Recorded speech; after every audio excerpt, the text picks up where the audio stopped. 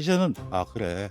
우리나라 국내 시장 ETF 여러 가지 사도 될 것 같다.' 이런 이야기를 자신 있게 할 수 있는 상황이 된 거거든요. 음. 상법이나 이쪽 부분은 네. 사실은 속도 적절했던 것 같고요. 그렇습니까? 근데 네. 문제는 음. 아마 재개가 준비가 덜 돼 있을 겁니다. 그러니까 준비가 덜 문제인데? 됐다는 네. 거는 이렇게 변화했을 때 네. 우리가 어떻게 행동해야 되는지, 어. 그러니까 주주들하고 IR을 어떻게 해야 될지, 네. 공시는 어떤 방식으로 해야 될지 이런 거에 대해서 생각을 못 해본 것 같아요, 아직. 어. 근데 이번 상법이 정말 의미가 있는 것 중에 하나는 공표 후 즉시 시행이라는 겁니다. 일반적으로 입법은 입법 후 1년 후에 시행이거든요. 투자자들은 바로 그 법 개정에 대한 효능감을 마음껏 누리고 그렇죠. 있겠네요. 코스피가 지금 이재명 대통령 단선 전부터 오르기 시작해가지고 쭉쭉 오르고 있거든요. 그런데 사실 이거는 실물이 또 뒷받침돼야지, 어떤 제도적인 조건을 바꾸는 것만으로도 코스피가 상당 부분 저평가됐던 부분이 개선되면서 올라갈 것으로 보이는데, 얼마나 예상하고 계세요? 5천, 이건 솔직히 뭐 그건 사람들마다 다른데 대표님 의견. 저는 뭐 올해 3천 후반 정도는 후반. 충분히 갈 여력이 있다. 왜냐하면 외국 투자자들. 투자자들인지 외국의 밸류에이션 상황을 보면 비교해 봤을 때 그 정도 되고 있고, 음. 특히 제가 만난 외국인 투자자들 경우에는 음. 상법 개정되고 몇 가지만 있으면 자기들은 마음 놓고 투자하겠다. 오. 이런 흐름이 있고요. 그다음에 게다가 미국 시장이 좀 좋지가 않고요. 그다음에 미국의 환율이 좋지 않은 상태이기 때문에 미국의 투자자들도 자산을 다양화시키는 데 있어가지고 한국의 매력도가 상당히 높아지는 현상이 있습니다. 돈을 향한 말투적 신경을 인정하라. 경제적 본능. 오늘은 코스피 5천 시대를 위한 거국적인 첫걸음, 상법 개정안 통과를 짚어보겠습니다. 후속 입법에 따른 시장 상황 전망도 궁금하고요. 여기에 트럼프 변수까지 추가해서 봐야 시장 분석이 완벽하게 될 것 같은데요. 이게 가능한 분이 누구실까 막 찾아보다가 찾았습니다. 지난 2023년 상법 개정안을 최초로 발의했던 분이세요. 경제 전문가입니다. 경제 더하기 연구소 대표이신 이용우 전 더불어민주당 의원 모셨습니다. 안녕하세요. 안녕하세요, 이용호입니다. 네. 그 얘기 시작하기 전에 경제 더하기 네. 연구소예요. 요즘에는 빼기가 워낙 많잖아요. 우리 트럼프를 비롯해서 적자도 많고 이러다 보니까 더하기 연구소 무슨 의미인지 궁금하더라고요. 정치도 음. 그렇고 경제 현상도 보면 사람들 욕망이 달라요. 너무 다르죠. 욕망이 다르기 때문에 시장에 있는 것이고, 그 어. 욕망을 인정을 하고 상대방을 인정해야지만 거래가 일어나고 경제가 활성화될 수 있습니다. 그런 의미에서 보면 음. 경제에 플러스를 해야 된다. 음. 또 하나는 좀 더 하자. 음. 지금까지 해왔던 거 우리 거의 선진국 문턱에 와 있는데 조금만 더 힘을 쓰면 선진국으로 발돋움할 수 있다. 이런 음. 의미에서 중의적 의미로 경제 다하기 그렇군요. 연구소로 이름 지었습니다. 그러고 보니까 지금 말씀하신 것 중에 "더하자."라고 했을 때 신뢰가 기반이 돼야 될 것 같아요. 시장에 대한 신뢰도 있어야 되고 정책에 대한 신뢰도 있어야 되고.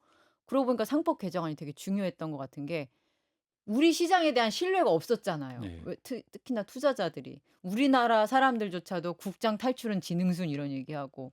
그런 의미에서 2023 년에 무슨 생각으로 상법 개정안을 맨 처음에 발의하셨는지 궁금하더라고요. 사실 그 당시에 여러 가지가 사건이 있었는데 음. LG화학을 배터리 LG 엔솔로지 분할이라든지, 얘기되는 것만 딱 떼 예. 가지고. 그다음에 SK도 그랬고요. 근데 그 현상의 원인은 뭘까? 음음. 사실은 1998 년에 상법 개정을 하면서 네. 이사충실 의무가 들어왔거든요. 네. 근데 98년 IMF 위기잖아요.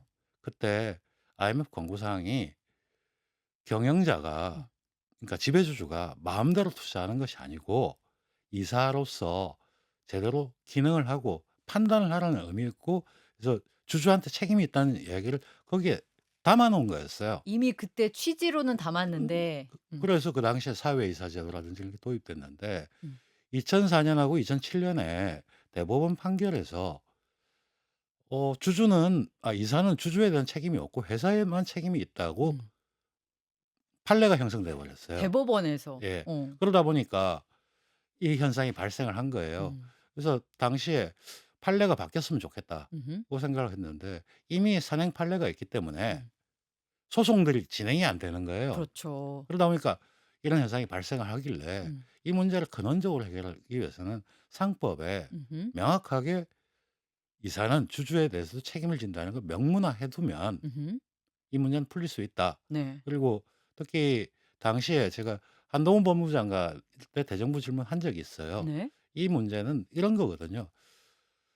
만약에 형법에 도둑질을 하지 마라는 음. 조항이 없으면 도둑질은 처벌할 수가 없습니다. 음.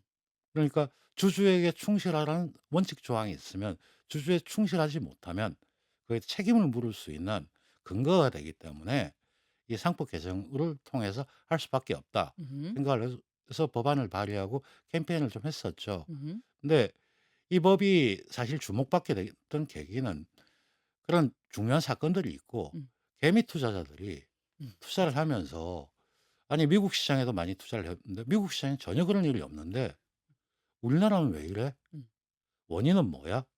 하면서 '아 이거는 상법에 있는 것이다.' 음음. 하면서 투자자들이 많이 호응을 했고 음. 그 결과 2022년 선거 대선 당시에도 여야 공이 이 내용들이 선거 공약에 들어가 있었습니다. 그런데 예. 그런데도 근데 안 됐죠. 안 됐죠. 예. 왜냐하면 재계가 반발을 많이 했었거든요. 음. 반발을 많이 했다는 건 자신들이 그동안 해왔던 대로 하는 거지 왜 우리가 일반 주주를 신경을 쓰고 편했거든요. 그니까 음. 그런데 주식시장에 상장을 한다는 의미를 보면 음. 자신들이 지혜를 베푸는 것이 아니고 음. 주주를 모시고 그쵸. 돈이 모자라기 때문에 주주를 모셨으면 주주를 주주답게 대우를 해라. 이게 바로 상법 개정의 출발점입니다. 상장 제도라는 것 자체가 수많은 주주들한테 투자금을 내가 모아서 뭔가를 하겠다는 거잖아요. 예. 그러면 투자를 해준 사람들을 고맙게 생각하고 그들의 니즈를 충족시켜야 될 의무가 당연히 있을 것 그렇죠. 같은데 법률상 그런 게 없었다는 거예요. 예. 근데 저는 정치를 하셨던 분이니까 더 궁금한 게 여쭙고 싶었던 게 있어요. 다른 뭐 이코노미스트한테는 하지 못할 질문인 것 같은데 이게 개미 투자자들이 조직력이 좋아진 것 같지 않으세요? 그러니까 굉장히 양적으로도 늘었는데 그 팬데믹 기간을 지나면서 그 개미 투자자들이 "야 이거 문제야." 사실 코리아 디스카운트 얘기는 저 어렸을 때부터 들은 것 같거든요. 그런데 계속 됐단 말이에요. 그럼에도 불구하고 이게 실질적으로 제도적 변화를 일으킬 수 있는 거는 개미 투자자들이 굉장히 많은 표를 갖고 있는 한 명 한 명인데 이 사람들이 모여서 똑같은 소리를 내. 그런 것이 포착됐던 시기였던 것 같기도 해요. 바로 그때 '왜 음. 우리가 이렇게 당하고만 있냐. 음. 그러면 우리가 제 목소리를 내야 된다.' 음. 그러면서 SNS 활동이라든지 음. 유튜브 활동을 통해서 구체적으로 사례 분석을 하고 어. '이건 뭐가 문제다.' 그런 걸 개수들을 공유를 하다 보니까 네. 확산이 됐던 거죠. 그쵸. 그리고 특히 팬데믹 기간 동안에 투자자들이 굉장히 많이 늘었어요. 지금 맞습니다. 뭐 주식 투자 인구를 한다면 약 1,400만 이라는 소리가 있는데 이게 거의 아시아권 최대 수준이라고 하더라고요. 최대고 가장 활성화되어 있는 음. 시장이죠. 근데 이 시장에 투자를 해도 나를 대접을 안 해 주는데 음. 제가 그래서 당시에 캠페인을 하는 과정 속에서 그런 얘기를 했습니다.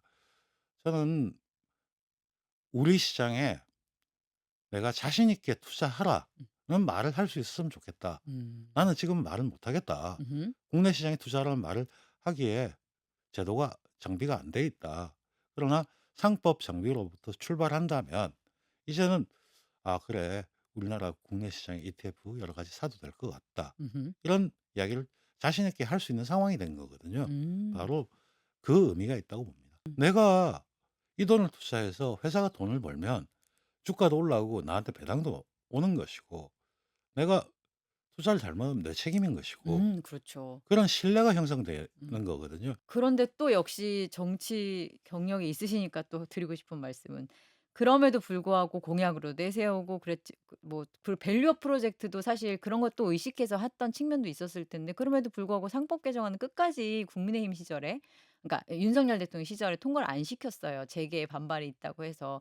그거는 꼭 그럴 것까지 있었나? 그게 궁금해요. 어떤 전 이해가 같아서라고 보기엔 그건 너무 음모론 같고. 이해가 갔기보다도 네.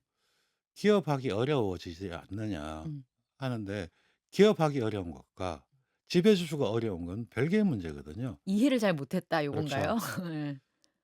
근데 윤석열 대통령도 그랬고 음. 한동훈 장관도 마찬가지인데 이 사안의 내용을 너무나 잘 알고 있는 사람입니다. 그래요? 잘 알아요? 윤석열 대통령도 잘 알아요? 확실해요? 작년 2024년 1월 달에 네. 상법 주주의 비례적 이익에 대해서 음. 이사 책임을 지어야 된다는 걸 해야 된다는 말씀을 처음 하셨어요. 음. 근데 이유가 있거든요.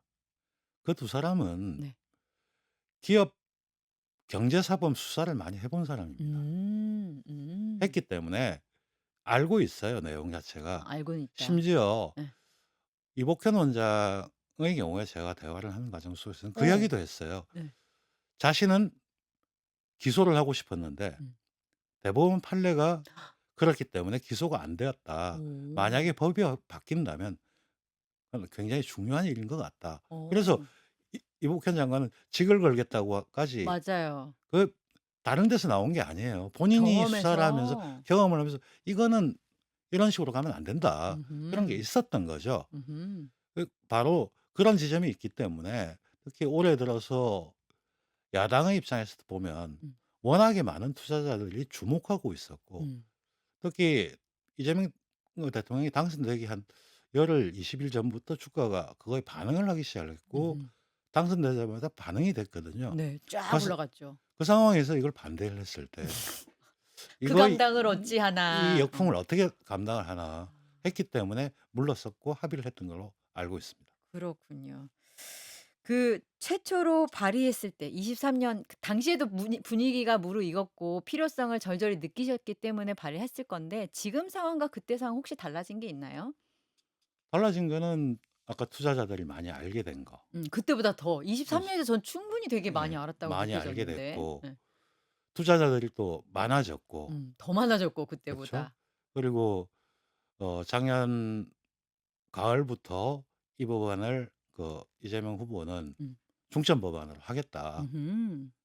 공언을 하고 있었고 음음. 많은 의원들이 '아 이제는 이 법안을 해야 된다.' 음. 공감대가 늘어난 게 음음. 제일 크죠. 정말 재계 빼고는 모든 어떤 경제 주체들이 같은 목소리를 내고 있었다라고 보면 되겠군요. 그럼 이제 재계 얘기를 잠깐 해 보죠. 재계에서는 그것도 역시 되게 오랫동안 듣던 얘기긴 한데 이렇게 하면은 해지 펀드들이라든지 이런 식으로 "경영권을 목적으로 들어오는 자들을 우리가 방어할 수가 없다." 이 얘기를 되게 많이 하거든요. 그럼 이제 거기에 대한 반론도 우리가 또 많이 알고 있어요. 아니 잘하는 사람을 끌어낼 수가 있냐. 경영 잘하면 누가 뭐라 그래. 경영 못하니까 그때는 경영권 공격도 받는 거 네. 아니야.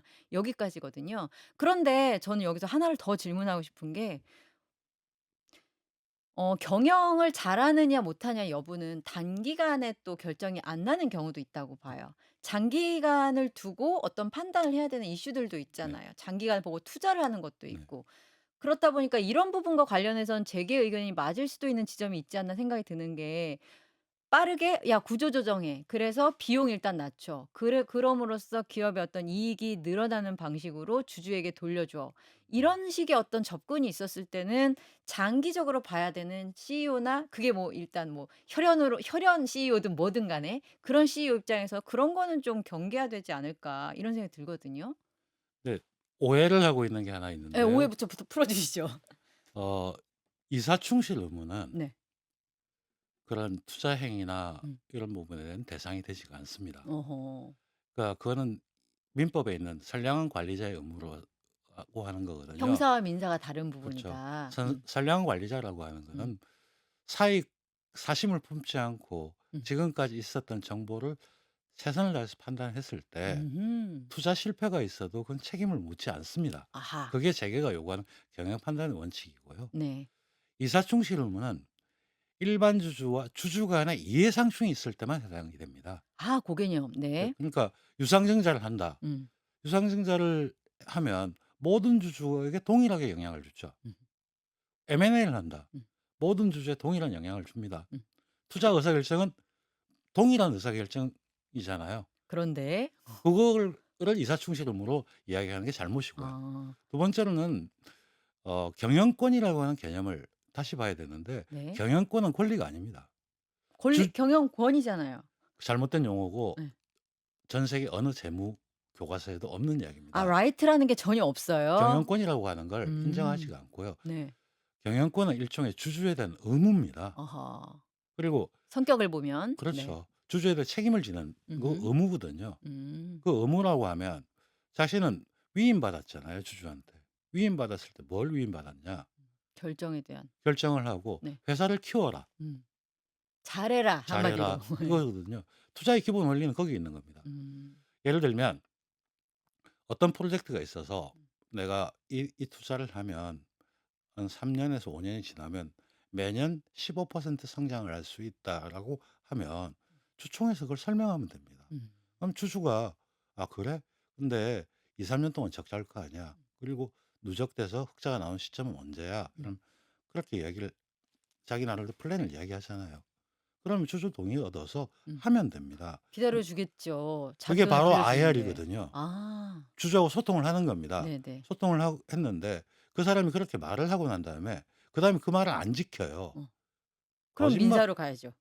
그건 주총에서 해임시키는 거죠. 아 해임시키면 되는구나. 아 그게 그렇군요. 바로 경영권의 개념은 거기에 있는 거거든요. 아. 그러니까 회사를 누가 잘 키우느냐의 문제지 음. 핏줄의 문제가 아닙니다. 그쵸.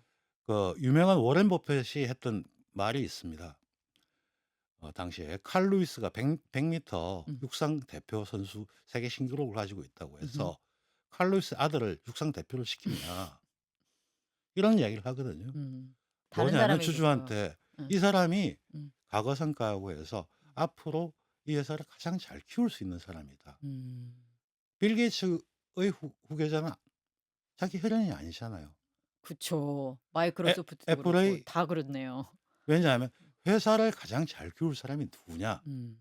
그리고 그 사람이 예를 들어서 설명을 한 게 그 경로를 간다면 충분히 음음. 투자를 하죠. 사실 애플 같은 회사는 거의 배당을 하지 않는 회사거든요. 음. 뭐 버핏의 음. 벅샤이어도 마찬가지고요. 근데 사람들이 믿죠. 주주가 음. '아 나 이렇게 하면 얼마 나옵니다.' 음. 이런 거거든요. 게 쪼끔 있으면 주가가 이만큼 오를 거거든요. 예. 기다려 줘요. 이러면서. 이런 거거든요. 음. 제가 돈을 1,000만 원을 가지고 있으면서 음.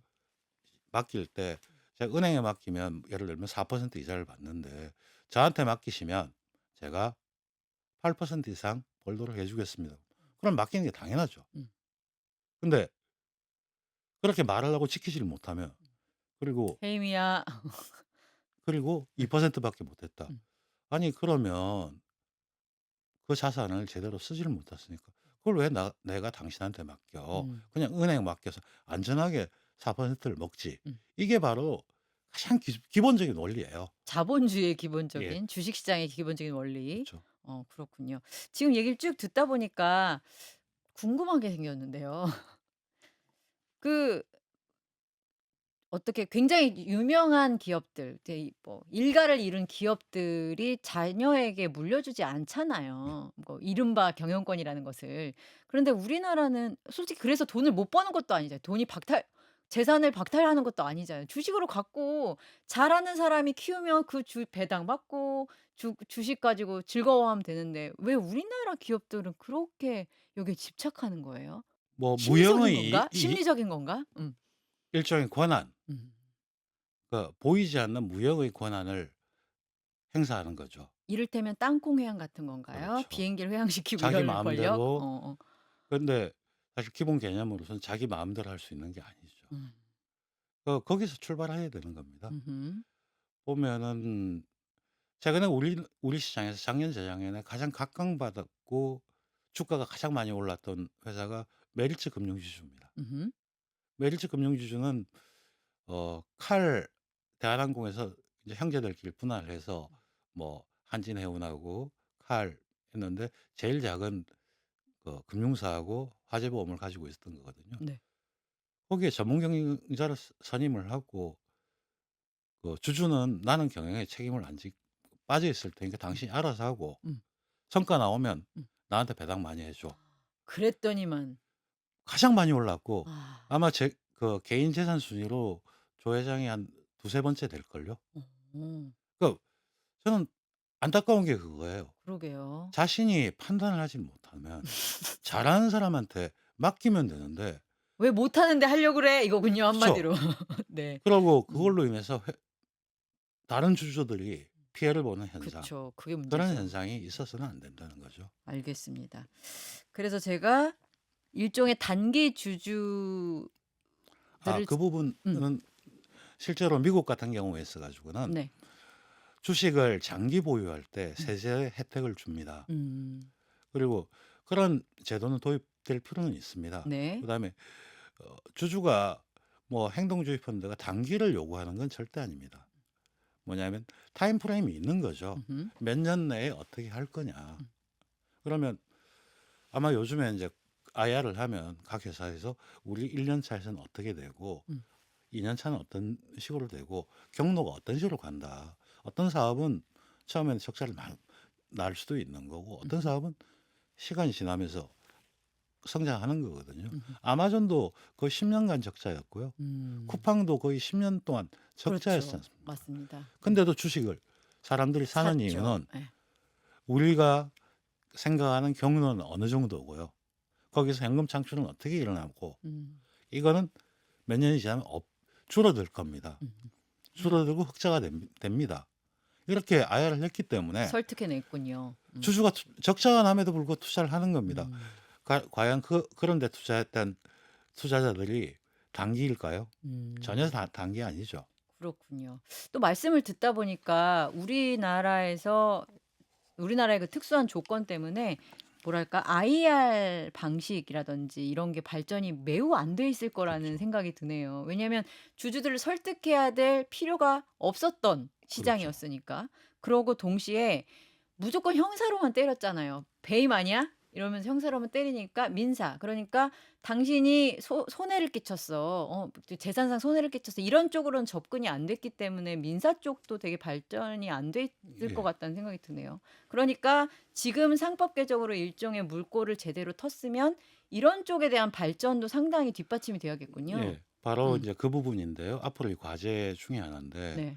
제가 조만간 토론회도 한번 할 음. 예정인데 토론의 제목이 뭐예요? 디스커버리 제도 도입이라는 게 있습니다. 디스커버리. 이게 증거 개시 절차라고 하는 거거든요. 그러니까 미국 같은 경우에서 쓰는 증거법 제도인데 네.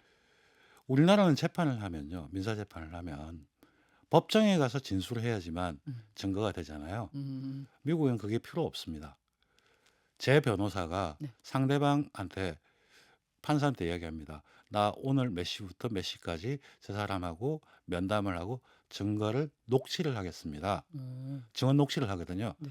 그걸 법원에 제출하면 증거로 인정해 버립니다. 그게 현행과 비교했을 때 어떤 부분이 재판이 장점이죠? 굉장히 빨라지죠. 아. 그다음에 두 네. 번째로는 네네. 디스커버리 또 특징은 뭐냐면 재판을 시작할 때 재판장이 피고와 원고는 이번 재판에서 사용될 증거를 다 제출하세요. 음. 그래서 피차 같이 제출을 합니다. 네.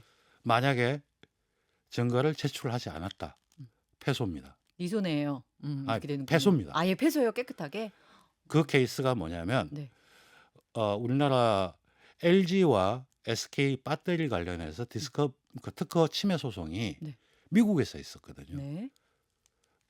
거기서 LG가 이겼던 이유가 상대가 안 냈어요. SK가 그 직원을 이제 스카웃하고 했을 때 직원 스카웃할 때 주고받았던 이메일이 나중에 드러났습니다. 네. 아이고. 그러니까 이러면 패소가 될 가능성이 높아버리기 그쵸. 때문에 네. 바로 1조 얼마를 주고 조정해 버립니다. 어. 사실은 그런 제도를 해줘야지만 음. 재판을 길게 가져가지도 않고 음. 재판 그 판사들의 업무 과정도 떨어집니다. 음. 사실 작년 1월 달 조희대 대법관이 네. 대법원장이 한국형 디스커버리 제도의 도입이 필요하다. 오. 왜냐하면 재판을 신속하게 처리하고 네. 일반인들이 손해 회복 절차를 빠르게 해야 된다. 그럼요.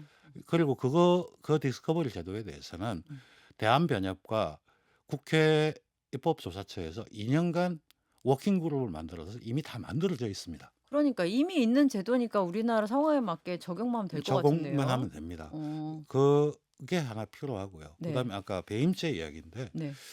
우리나라는 배임죄가 이제 형사로 돼 있고 미국은 배임죄는 민사. 민사로 돼 있고 심한 경우에는 사기로 보고 음. 있습니다. 그때만 이제 형사로 예. 넘어간다. 독일이나 일본은 형사가 있긴 한데 원칙이 뭐냐면 민사 우선입니다. 형사는 보충적으로 사용한다. 근데 우리나라는 소송을 걸려면 형사 먼저 하잖아요, 무조건. 이유가 있어요. 그래야 민사에서 돈을 많이 받기 때문에 이거 그것도 아니에요? 있고 입증을 해야 되잖아요. 음. 입증을 하려면 증거가 있어야 되잖아요. 아까 네. 디스커버리는 증거가 서로 공개가 돼 버리는 순간 그걸 서로 싸움이 되고 네. 싸우면서도 이 재판 내가 이길 것 같다 질 것 같다 빨리 감이 알기 때문에 오는데. 예. 바로 중간에 조정을 한다든지 그래서 굉장히 빨라지거든요. 음. 근데 증거가 없으니까 배임을 형사로 고발하는 이유는 내가 못 찾겠어. 그래서 형사서 강제 아. 수사를 해라 어. 하고 거기서 나온 증거를 가지고 민사를 들어가는 거거든요. 강제 이러니까 수사가 필요했기 때문에. 이게 네. 기업에 굉장히 큰 부담을 줍니다. 음. 왜냐하면 검찰에 고발을 해서 배임 수사를 들어왔다가 음. 강제 수사를 하고 압수수색을 하죠. 음. 그러다 별건 수사 들어가 버리면 별건 수사는 또 우리나라의 또 특징이죠. 예. 예. 그렇게 들어가 버리면 뭐라도 나오지. 문제가 되잖아요. 네. 그렇기 때문에 우리나라 대기업의 법무실에 음. 검찰 출신들이 많은 이유가 거기 있습니다. 음. 배임죄를 기소하지 않아 버리면 네. 거기서 끝나잖아요. 그렇죠. 그게 일종의 사법개혁의 아주 중요한 부분 중에 하나입니다. 여기서 또 사법개혁까지 연결이 되는군요. 그렇죠. 그러니까 사실은 음. 형사나 민사나 음. 다툼이 있었을 때 네. 그 다툼을 빠르게 정리하고 음. 타결 지어주는 게 가장 중요한 거거든요. 불확실성을 줄여야죠. 일반 투자자들이나 시장 입장에서도. 그렇군요. 그런 식으로 뭔가 물꼬의 방향을 새로 텄다. 그래서 추가적으로 필요한 게 이런 것이고 심지어 그거는 검찰 개혁이랑도 연결되는 부분이 있다까지 설명해 주셨는데요.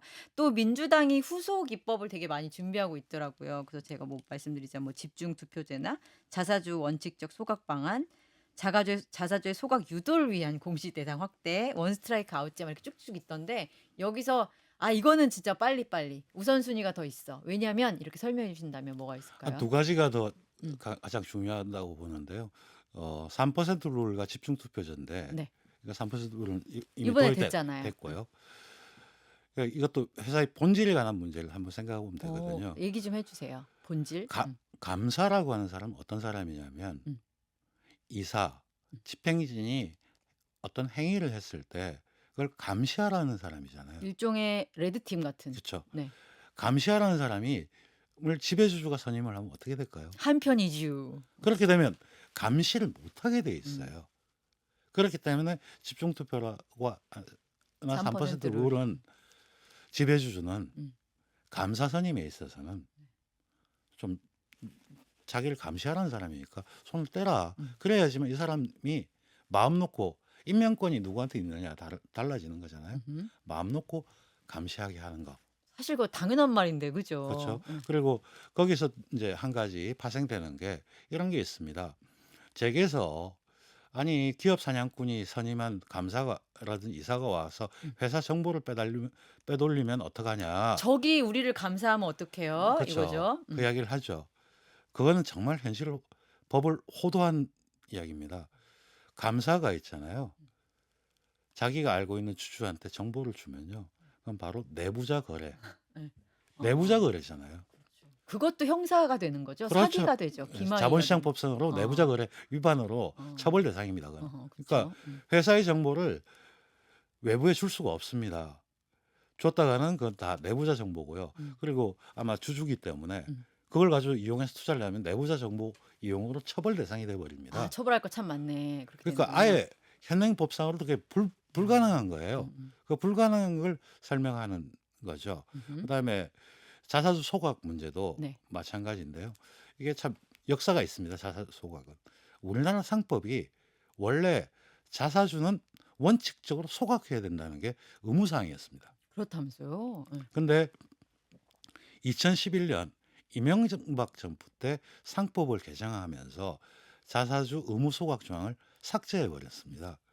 바로 그것 때문에 자사주 마법이라고 하는 게 생겼고 분할하면서 자사주를 자기 회사에 배정을 하고 이런 현상이 많았거든요. 그래서 필요한 건 자사주는 원칙적으로 소각하는 게 맞다. 그런데 예외적으로 사유가 있을 수가 있죠. 있을 수 있죠. 어디든. 그럴 때는 예외로 예외적 하나 두면 되죠, 뭐. 몇 년간 유보할 수도 있고 그런 건 법 기술에 관한 문제, 입법에 관한 문제이기 때문에 음. 원칙을 어떻게 세우느냐가 가장 중요하고 음. 그런 의미에서 자서도 소각되는 게 마땅하다고 봅니다. 속도는 어떻게 보세요? 상법이나 이쪽 부분은 네. 사실은 속도 적절했던 것 같고요. 그렇습니까? 근데 네. 문제는 음. 아마 재개가 준비가 덜 돼 있을 겁니다. 아니 근데 그동안 그렇게 얘기를 했는데 아직도 준비가 안 되면 좀 문젠디? 그러니까 준비가 덜 문젠데? 됐다는 예. 거는 예. 이렇게 변화했을 때 네. 우리가 어떻게 행동해야 되는지, 어. 그러니까 주주들하고 IR을 어떻게 해야 될지, 네. 공시는 어떤 방식으로 해야 될지 어. 이런 거에 대해서 생각을 못 해본 것 같아요, 아직. 어. 근데 이번 상법이 정말 의미가 있는 것 중에 하나는 공표 후 즉시 시행이라는 겁니다. 맞습니다. 바로 됐어요. 예. 일반적으로 입법은 네. 입법 후 1년 후에 시행이거든요. 보통은 여러분 이렇게 됩니다. 숙지하시고 예, 준비하세요. 이렇게 하는데. 예. 그렇기 때문에 음. 아마 1년 후라고 하면 그 막바지에 여러 가지 했을 텐데 네. 그것도 막혀버리는 바람에 네. 그래서 오늘 또 굉장히 의미 있는 공시가 하나 났더라고요. 뭘까요? 파마 리서치라는 회사 있죠. 네.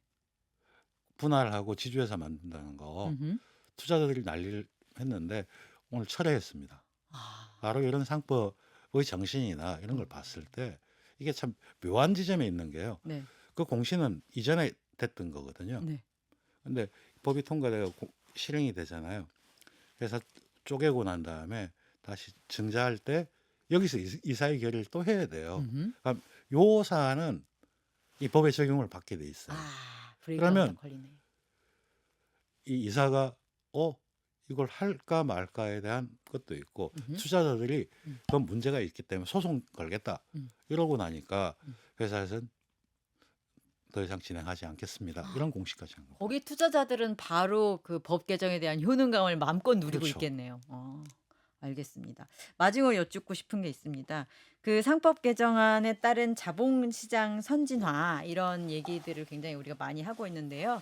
그래서 코스피가 지금 이재명 대통령 단선 전부터 오르기 시작해가지고 쭉쭉 오르고 있거든요. 그런데 사실 이거는 실물이 또 뒷받침돼야지 맞습니다. 끝까지 오르는 거잖아요. 그런데 이제 어떤 제도적인 조건을 바꾸는 것만으로도 코스피가 상당 부분 저평가됐던 부분이 개선되면서 올라갈 것으로 보이는데 얼마나 예상하고 계세요? 5천 이건 솔직히 뭐 그건 사람들마다 다른데 대표님 의견.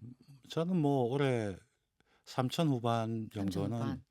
충분히 갈 어허. 여력이 있다. 왜냐하면 외국 투자자들. 투자자들인지 외국의 밸류에이션 상황을 보면 비교해 봤을 때 그 정도 되고 있고 음흠. 특히 제가 만난 외국인 투자자들 경우에는 음. 상법 개정되고 몇 가지만 있으면 자기들 마음 놓고 투자하겠다. 오. 이런 흐름이 있고요. 그렇군요. 그다음에 게다가 미국 시장이 좀 좋지가 않고요. 그렇죠. 그다음에 미국의 환율이 좋지 않은 상태이기 때문에 미국의 투자자들도 자산을 다양화시키는 데 있어 가지고 한국의 매력도가 상당히 높아지는 현상이 어허. 있습니다.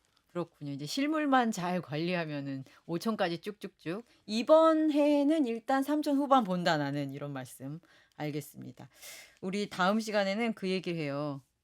이 대내적 변수도 있지만 우리 대외적 변수도 상당하잖아요. 이 상황에서 한 달을 맞은 이재명 대통령과 관련한 경제 정책 전반을 좀 한번 정리해 보도록 하겠습니다.